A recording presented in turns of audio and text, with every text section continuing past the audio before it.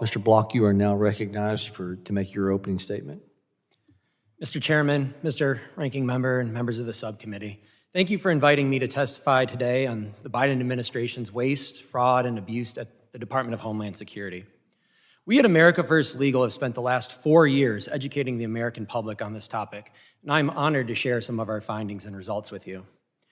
The Biden administration's cavalier attitude towards the law was on full display in the way that it approached immigration policy, where, at the direction of President Biden and Secretary Mayorkas, DHS failed to faithfully execute the laws and even actively created barriers to law enforcement. Among the administration's many abuses, none is worse, in my view, than its abuse of the parole authority.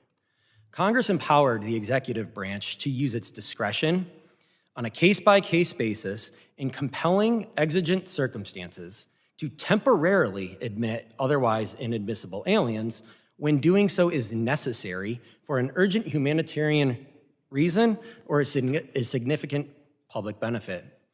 Yet from this limited, qualified, and individualized authority of last resort, the Biden administration created whole programs completely disregarding all of the constraints imposed by Congress and using it as a primary authority to indiscriminately admit millions of people. One of these programs was the CBP-1 app.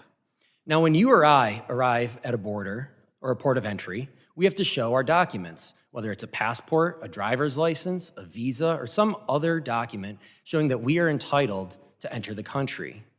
But with the CBP-1 app, the last administration said, forget all of that. And illegal aliens, lacking any basis or authority under the law to enter the country, were allowed to make an appointment, show up at a port of entry, and walk in the front door. It wasn't even catch and release, as Ms. Taylor Greene said. It was literally show up and walk in. According to Secretary Noem, more than 1 million people entered the country this way. AFL applauds DHS's announcement yesterday that going forward, they're going to repurpose this app for their removal efforts.